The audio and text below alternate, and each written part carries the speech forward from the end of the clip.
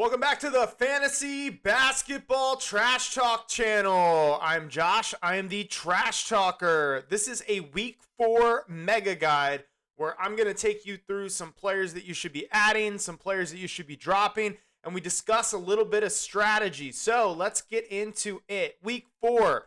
You should be asking yourself on this Sunday or Monday when you're watching this video, how's my team doing, right? Because we've had 3 weeks of data. We're about 15 to 20% into the season, depending on when your playoffs start. You should have a good idea, right? So what I want you to do is look at your categories. Now, if you're in a points league, just go ahead and ignore this segment. In fact, go ahead and ignore this video, except maybe jumping down to ad drops, because I've really focused on categories. So ask yourself, why am I losing, okay? Look at your Week 1 matchup, Week 2 matchup, Week 3 matchup. Is it possible that you lost steals every single time by a wide margin? You might have accidentally built a punt steals team. Or is it that you lost steals every single week by 3 or 4 steals? You need to be targeting steals when you stream. So asking yourself, why am I losing? Is it because of random injuries? Everyone's have random injuries. Everyone's going through random injuries. It's probably not just that. Your team is going to be low in some areas, terrible in some areas, great in some areas. And if your team's winning, let's say 3-point made by 20 or 30 threes every single week, not only should you be looking to maybe trade away some 3-pointers, but also stop streaming threes. You need to be streaming other things. Okay, what's my ranking? If you have a number 1 seed, don't change too much.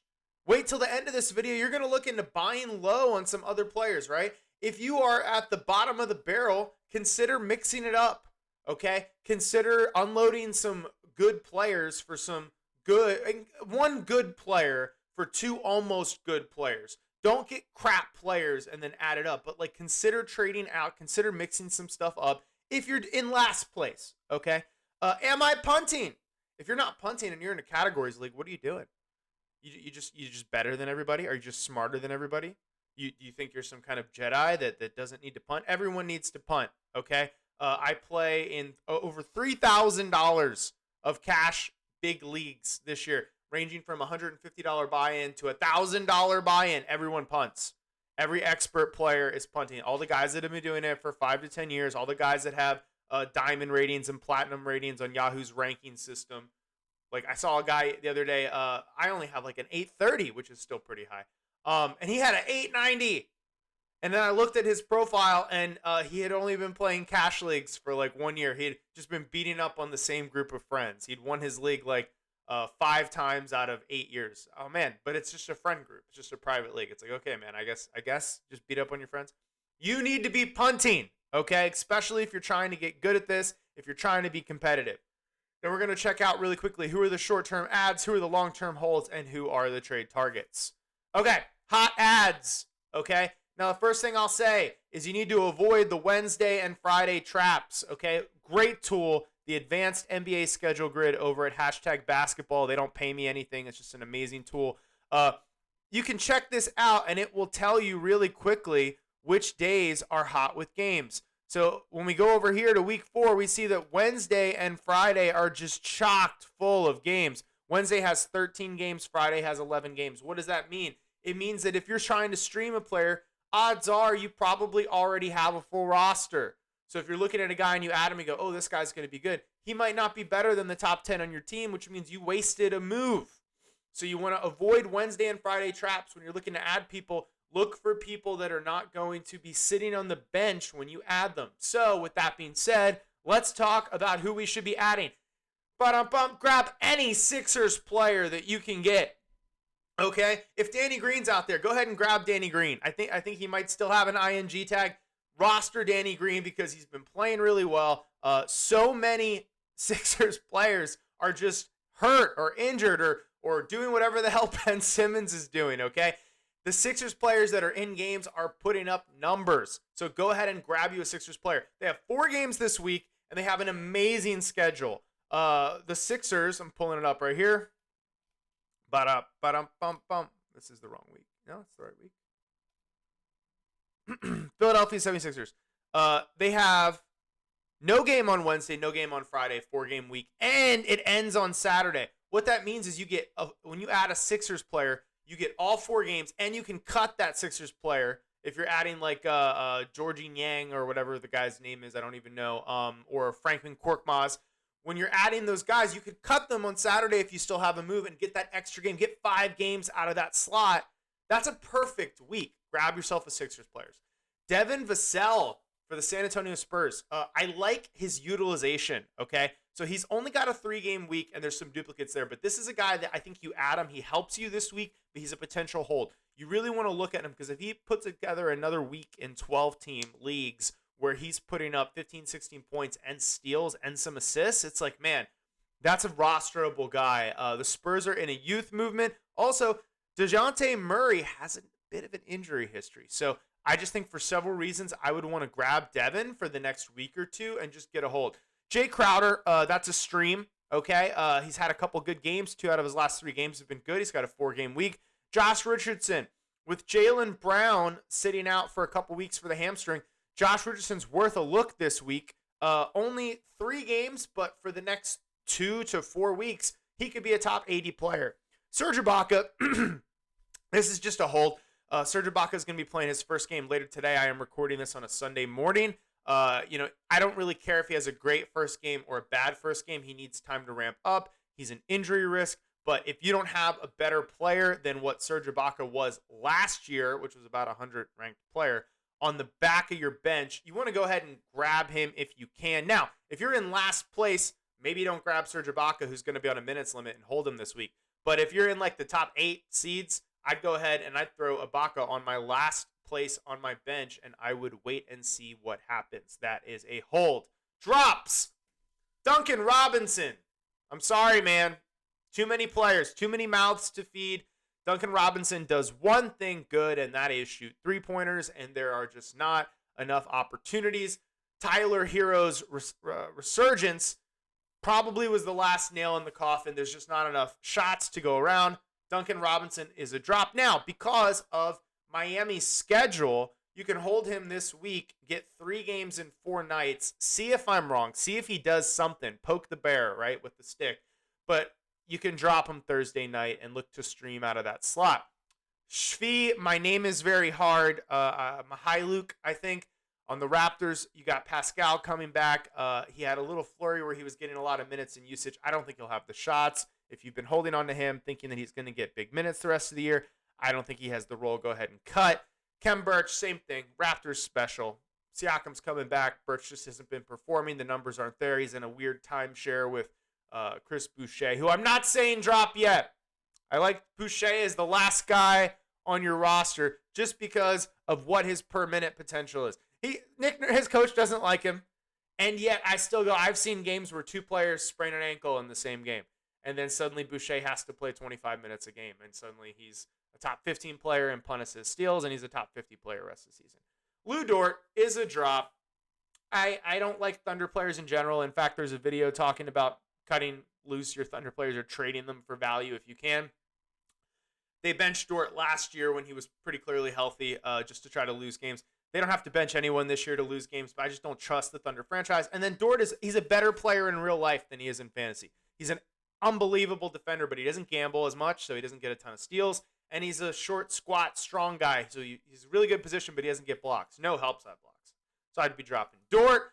Punt darlings. Okay, so we talked about earlier if you're in a punt. But if you're punting already, here's some people you should be looking at. If you're in punt field goal block, Malik Beasley and Kevin Love look interesting. You're going, oh, Josh, well, Kevin Love is hurt, and Kevin Love hasn't been good. Okay? I'm saying specifically in field goal block, here's why Kevin Love is so valuable. Okay? He is a center. Every single center except like Kevin Love and like 2 other players like Kristaps Porzingis. And even Kristaps loses value in punt field goal block. Okay? When you go that, you're going against the direction of most centers. So Kevin Love is rare, and you will find as you build your roster out, man, every center is bad in field goal block. Kevin Love is not. Kevin Love is a rosterable player. And right now, you can probably get him for cheap. He's probably on your waiver wire, and you can slot him into your ING spot and hold him. And if he comes back and he's doing well, like he was before, putting up 8 and 8 with threes, that's everything you could ask for. Okay, Plum Dog, millionaire, Mason Plumlee. I saw this number and I was shocked. I cut Plumlee Because he's like the 250th ranked, plays a horrible like shooting 20-something% from free throw line. I cut Plumlee on one of my guard-oriented teams. I like his role. I like his utilization. He's just not scoring, and he's shooting free throws like the worst I've ever seen in my entire life, and he's not hitting threes. But if you're in a punt free throw 3 team, Plum Dog Millionaire is the 52nd best player. So if you're punting or considering punting free throw and threes, a lot of teams are probably going to be cutting Plumlee over the next week or two if they haven't already. Grab Plumlee. He's returning 4th, 5th round value rest of season if you're in that punt, which was crazy to me. Dwight Powell. Dwight Powell is the kind of guy who, I don't know if it's the Mavs in general or just kids' philosophy. He's probably never going to get heavy minutes, but he's a really good source of field goal percentage, really good source of blocks. Hassan Whiteside. If you're in punt, assist, steals, Hassan Whiteside and Maxi Kleber are 40 and 39 respectively, and that's with Gobert healthy, and that is with one super game of Kristaps being out, but Kristaps is going to be out all the time. Man, I would love to grab Kleber and see what happens. I'd love to have, if I'm in punt, assist, steals, Whiteside's the 40th best player. He's already worth rostering.